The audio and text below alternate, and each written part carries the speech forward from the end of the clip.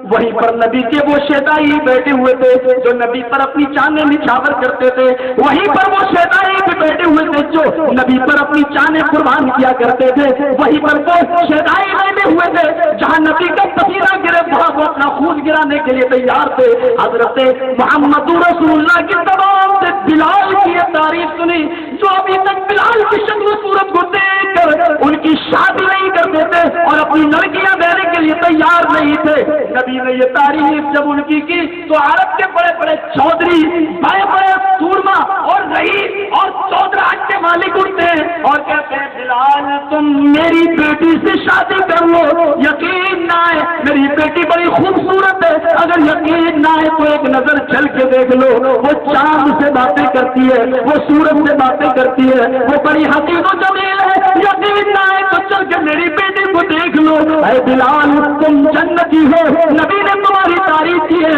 اے بلال تمہارے نکاح میں اگر میری بیٹی آ گئی تو وہ بھی جنت جیسے کام کرنے والی بنے گی، وہ بھی جنت جیسے عمل کرنے والی بنے گی۔ میرے پیارے ساتھیوں غور کرو، وہ عمل دیکھا کرتے تھے، وہ دین دیکھا کرتے تھے، وہ کیا دیکھا کرتے تھے، ذرا غور تو کیجیے۔ ہم کیا دیکھتے ہیں؟ ہم تو یہ بھی نہیں دیکھتے کہ میری بیٹی کہاں جا رہی ہے، کن میں جا رہی ہے، مولوی فتویٰ تو الگ مسئلہ ہے، ہم اس طرف نہیں جانا چاہتے، لیکن کم سے کم اتنا تو سوچ لو کہ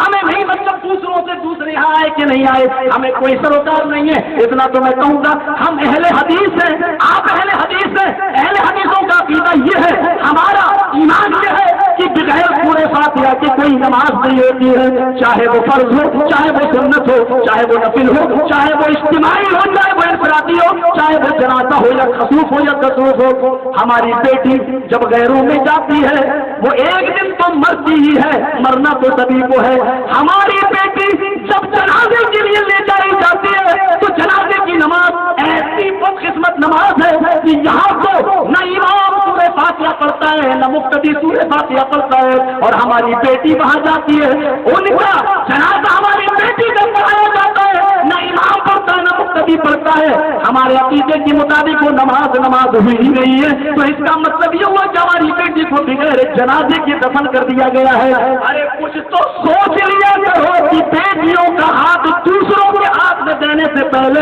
ہم کس حد تک پراپرٹی دیکھیں گے، زمین دیکھیں گے، دکانیں دیکھیں گے۔ ارے شرم مگر ہم کو نہیں آتی میرے بھائیوں، مجھے کسی پر کوئی ٹائم بم نہیں برسانا، مجھے کسی پر کوئی ایٹم بم نہیں برسانا، مجھے جو کچھ کہنا اپنوں سے کہنا ہے، غیروں سے مجھے کوئی شکایت نہیں ہے۔ وہ جو چاہے جیسے چاہے جو چاہے کہیں اور کہتے آ رہے ہیں، لیکن مجھے جو کچھ کہنا ہے وہ آپ سے کہنا، آپ تو میرے اپنے ہیں، مجھے بتاؤ تو صحیح، کیا میں اپنوں کو بھی سمجھانے کا حق نہیں رکھتا ہوں؟ آؤ دین رسالت میرے بات کا صحیح تصور کر دیا ہے تو اسلام نے۔ قرآن کی ذرا اس آیت پر غور تو کرو، یا ایھا الناس انا خلقناکم من ذکر و انثی وجعلناکم شعوبا وقبائل لتعارفوا ان اکرمکم عند اللہ اتقاکم۔ ایک تو قرآن کی آیت کو دیکھیں، ہمارے پرشاسن والے موجود ہوں تو ایک طرف رگ وید کی اس عبارت کو دیکھیں جو رگ وید بھومکا میں آئی۔ برہما نے اپنے منہ سے برہمن کو پیدا کیا، برہما نے اپنے ہاتھوں سے چھتری کو پیدا کیا، برہما نے اپنے پیر کے رام سے ویش کو پیدا کیا، برہما نے اپنے پیروں سے شودر کو ہریجن کو پیدا کیا۔ منہ سے برہمن پیدا ہے، ہاتھوں سے چھتری، رام سے ویش اور پیروں سے شودر۔ لیکن اسلام کیا کہتا ہے؟ قرآن پڑھو، سمپورن جگت کے مانو وقت ہائے ساری دنیا کے انسانوں، انا خلقناکم من ذکر و انثی، ہم نے تم کو ایک ہی مرد اور ایک ہی عورت سے پیدا کیا، تم سب ایک ہی باپ آشو کی اور ایک ہی ماں شتروپا کی، ایک ہی باپ آدم کی اور ایک ہی ماں حوا کی اولاد ہو۔ آدم کو ویدوں میں آشو اور حوا کو ویدوں میں شتروپا کہا گیا، تم سب ایک ہی باپ آدم کی، آشو کی اور ایک ہی ماتا، ایک ہی ماں شتروپا کی ہیوتی کی سنتان ہو۔ وجعلناکم شعوبا وقبائل، ہم نے تمہیں شعبوں میں، قبیلوں میں، برادریوں میں، برانچز میں بانٹ دیا ہے۔ کوئی انصاری ہے، کوئی خان ہے، کوئی قریشی ہے، لیکن کوئی کسی پر بڑا نہیں ہے۔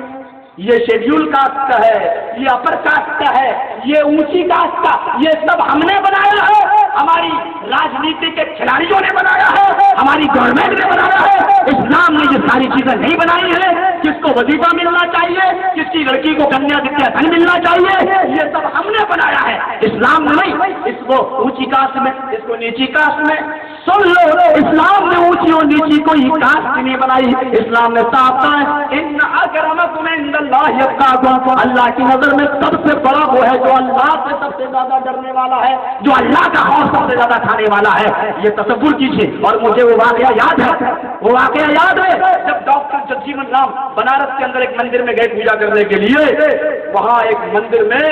ایک ہریجن پوجا کر رہا تھا۔ جب وہ نکلا پوجا کر کے تو ڈاکٹر جگجیون رام نے کہا یہ مندر ناپاک ہو گیا، اپوتر ہو گیا، جب تک اس مندر کو گنگا کے پوتر جل سے دھلا نہیں جائے گا میں اس میں پوجا نہیں کروں گا، عبادت نہیں کروں گا۔ نہیں گئے اور اس کو بنارس کی گنگا کے پوتر جل سے اس مندر کو دھویا گیا۔ اس کے بعد میں ڈاکٹر جگجیون رام اندر گئے۔ میرے بھائیوں، یہ چھوٹ چھاٹ کی بیماری آج بھی ہے کہ آج اونچی کاسٹ کا آدمی نیچی کاسٹ والے کے ساتھ ایک تھالی میں نہیں کھا سکتا ہے، لیکن اسلام کے اس مزاج کو دیکھیے جس نے چھوٹ چھاٹ کو ختم کیا ہے اور کہا حی علی الصلاۃ، اذان کی آواز جب آئے تو سعودیہ کے بادشاہ کے لیے بھی یہی آزان کی آواز ہے اور بھیک مانگنے والے بھکاری کے لیے بھی یہی آواز ہے۔ مسجد کے اندر نماز کو آدمی پڑھنے جائے گا، چاہے وہ دلی کے امام بخاری ہو یا دلی کی سڑک پر بھیک مانگنے والا وہ بھکاری کیوں نہ ہو جو اللہ کے نام سے بھیک مانگ رہا ہے، جس کا پیر کٹا ہوا ہے۔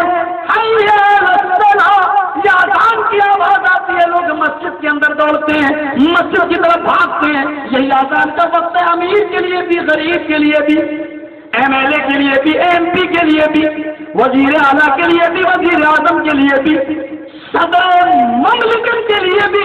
یہی ایک آزان کا وقت ہے۔ یہ تو ہمارے ہندوستان کا حال ہے، کہیں آزان پونے 1 بجے ہوتی ہے، کہیں 1:30 بجے، کہیں 2 بجے۔ ہم نے سعودیہ میں دیکھا، ہم نے دبئی میں دیکھا، ایک ہی وقت آزان ہوتی ہے، جس کو پڑھنا ہو پڑے، دوسری آزان نہیں کی جاتی ہے پورے ملک کے اندر۔ ایک ہی آزان ایک ہی وقت میں ایک ہی ٹائم ہوتی ہے، ایک ہی امام نماز پڑھائے گا، اسی کے پیچھے تمہیں ایک نہیں پوری سعودیہ میں، پوری دبئی میں یہی مزاج ہے۔ انڈیا اور پاکستان کا مزاج الگ ہے، تمہاری آزان 1:30 بجے ہوگی، ہماری آزان 2:30 بجے ہوگی، یہ ہمارے یہاں کا مزاج ہے۔ لیکن اسلام نے اسی مزاج کو تو ختم کیا تھا اور اسلام نے یہ کہا حی علی الصلاۃ، اذان کی آواز آئے تو مسجد کی طرف بھاگو۔ امیر کی بھی یہی آزان، غریب کے لیے بھی یہی آزان، ساری کی آزان کا یہی وقت ہے۔ پہنچ گئے، امیر بھی ہے، غریب بھی ہے، غریب کے پاس علم زیادہ ہے، امیر کے پاس علم کی کمی ہے۔ غریب کو مصلی امامت پہ پڑھایا جائے گا، وہ نماز پڑھائے گا، ایک غریب آدمی ایک فقیر آدمی کہے گا اللہ اکبر،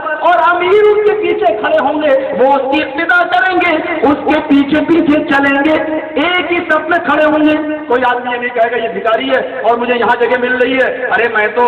بہت اونچی پوسٹ پر میں اس کے بغل میں کھڑا نہیں ہوں گا۔ اس کو کھڑا ہونا پڑے گا اور اسی جگہ پر کاندھے سے کاندھا ملانا پڑے گا، قدم سے قدم ملانا پڑے گا، اس کے ساتھ اس کو کھڑا ہونا پڑے گا تاکہ امیر و غریبی کا فرق مٹ جائے، امیر و غریبی کا تصور نکل جائے۔ تم ہو گے ایم پی اپنی جگہ پر، تم ہو گے ایم ایل اے اپنے گھر کے، تم ہو گے چودھری اپنے گھر کے، تم ہو گے ساہوکار اپنے علاقے کے۔ میرے گھر میں آنا ہے تو چودراہٹ کا تاج اتار کے آنا، میرے گھر میں آنا تو میرے ایک معمولی بندے کی حیثیت سے آنا، میرے سامنے جھکنا، اور اس کا سارا گھمنڈ چکنا چور ہو جاتا اس چودھری کا جب اس کی ناک سجدے میں ہوتی ہے اور اس کی پیشانی سجدے میں ہوتی ہے۔ ناک اور پیشانی دونوں سجدے سے، علامہ ابن قیم نے لکھا ہے زاد المعاد کے اندر، جانتے ہو کیا پیشانی سجدے میں اور ناک سجدے میں کیوں؟ لوگ کیا کہتے ہیں، اچھا کرنا اپنی بیٹی کی شادی تب دیکھ لوں گا، تیری شادی میں نہیں بیٹھوں گا، بہن وہی ہو تیرا، تو شادی کرے گا نا ناک نہ رگڑوا لوں تو دیکھنا میری چوکھٹ پہ تجھے ناک رگڑنا پڑے گی تب آؤں گا میں۔ تو ناک رگڑنے کا مطلب ذلیل کرنا ہوتا ہے۔ اور ابن قیم کہتے ہیں، علامہ ابن قیم زاد المعاد میں لکھا ہے اللہ کے سامنے ناک اسی لیے رگڑائی جاتی ہے اور سجدہ اسی لیے رکھا گیا ہے نماز کے اندر تاکہ ایک انسان کی ناک زمین پہ ہو، اس کی پیشانی زمین پہ ہو، اور اس کی حیثیت اس کو معلوم ہو جائے کہ میری حیثیت کچھ بھی نہیں ہے، جو کچھ کی حیثیت ہے وہ اوپر والے کی حیثیت ہے، وہ اللہ رب العالمین کی حیثیت ہے، ہم تو اس کے سامنے فقیر ہیں، غریب ہیں، اور اسی لیے کہا انتم الفقراء، تم سب فقیر ہو، واللہ غنی حمید، اللہ ہی غنی ہو بے نیاز ہے، غنی تو وہ ہے، تم سب فقیر ہو، چاہے کتنا بڑا چودھری و سرمایہ کار، پیر ولی امام بزرگ